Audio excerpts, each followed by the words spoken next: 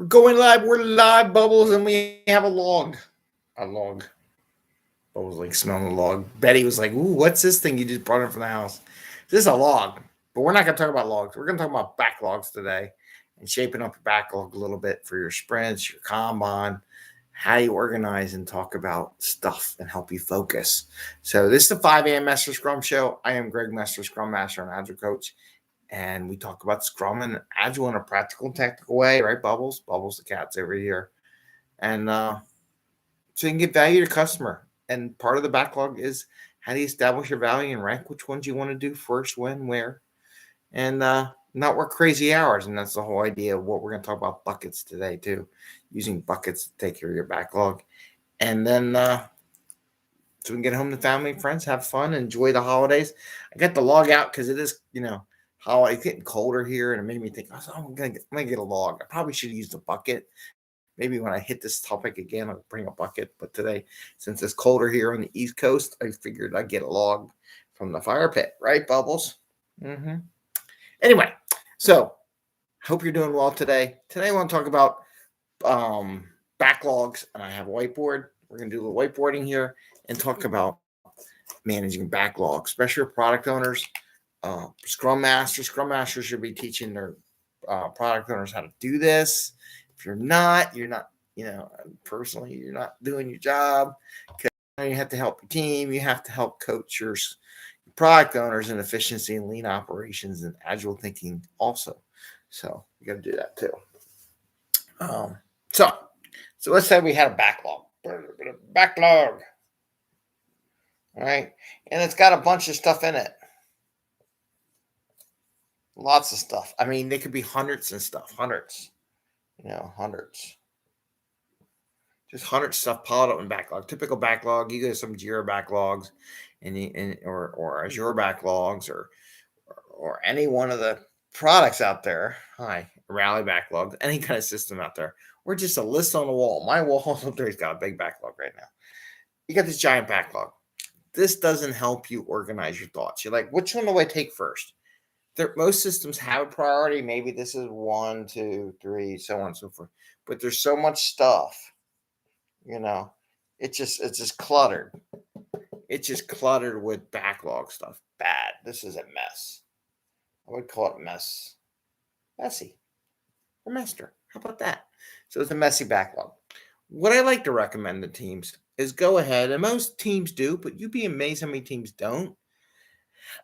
I have them set up buckets. So we'd use buckets. And then there's the first bucket, which is usually in Scrum, would be the current or active sprint, maybe. Okay. So I have them put a bucket in. And then I have them do maybe up to 5 buckets. Or 5 sprints. And then past that is the backlog. Anything past that is just a general backlog. Why do I do this? Because it takes this big giant list and breaks it up into maybe 10 items here, 10 items here, 10 items here, and so forth. So each bucket, I'm just going to put 10 items. It goes up to 40. I've seen 40. To be honest with you, I think 40 is kind of high, but depending how long the sprint is, I've seen 40, right? This would be hundreds.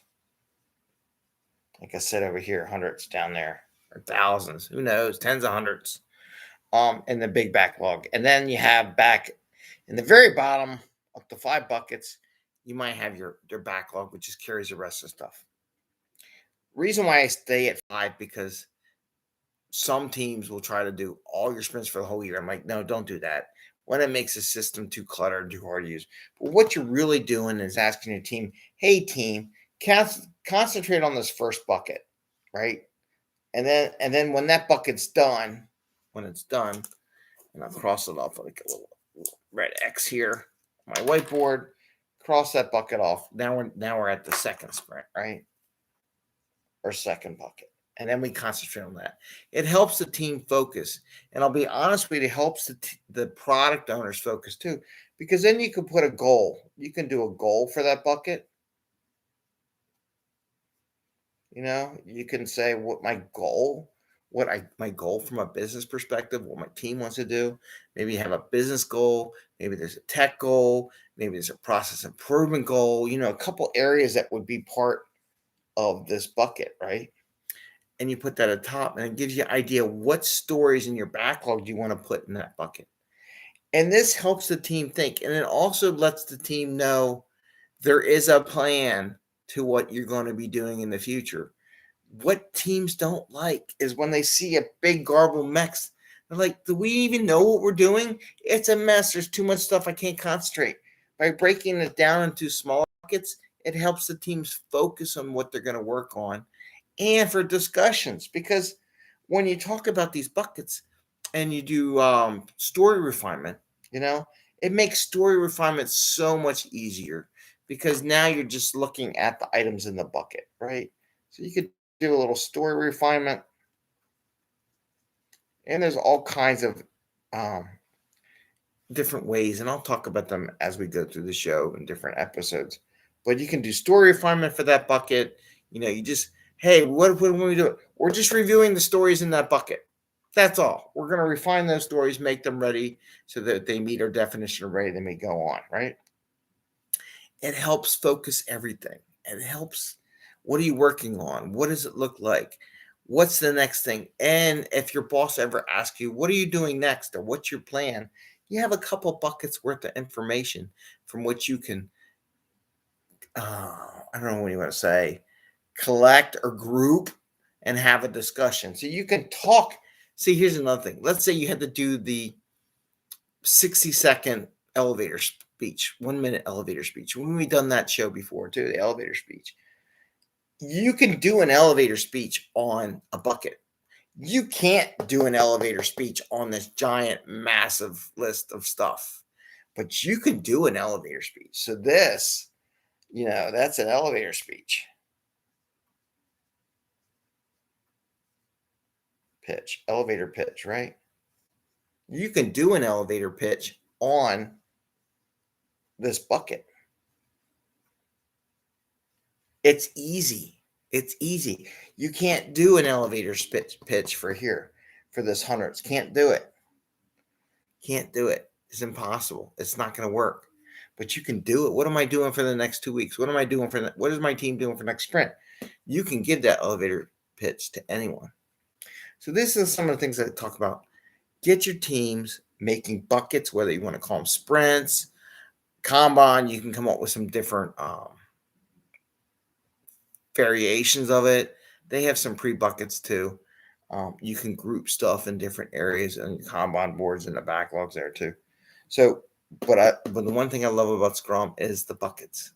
So I have people create buckets so they can focus on what they're doing and managing their time. So that's what I wanted to share with you today. Just a little grooming. I know the new year's coming up. A lot of teams are talking about what do they want to do in the new year. And one last recommendation on that is, here, Bubbles, you want to say hi? Come here, Bubs. She's up.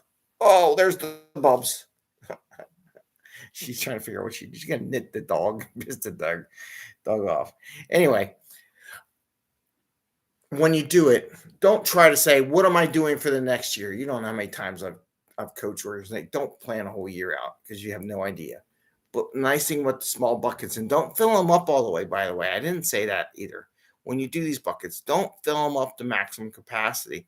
Just go up to 60 to 80% capacity, what you think you're going to do. And the reason being is that if stuff doesn't get done in the previous buckets, you can roll those couple stories into the next bucket without having to go shifting everything around and do a lot of shuffling around and everything like that. Just wait to the last minute on your sprint planning day or before your sprint planning day, as we talked about that, to move stuff over before you fill the bucket all the way up to the top. So just something to share with you all as far as backlog management, making it not so much a mess, and then get rid of the clutter and get rid of all the bloated backlog by breaking down the smaller bites. Boy, isn't that agile? That's something we talk about. Break it down to smaller pieces. Break down that giant backlog into smaller buckets. So with that, I say, have a great day. Happy scrumming. Take care. Stay safe. Stay healthy. And I wish you all the best. Take care. Bye.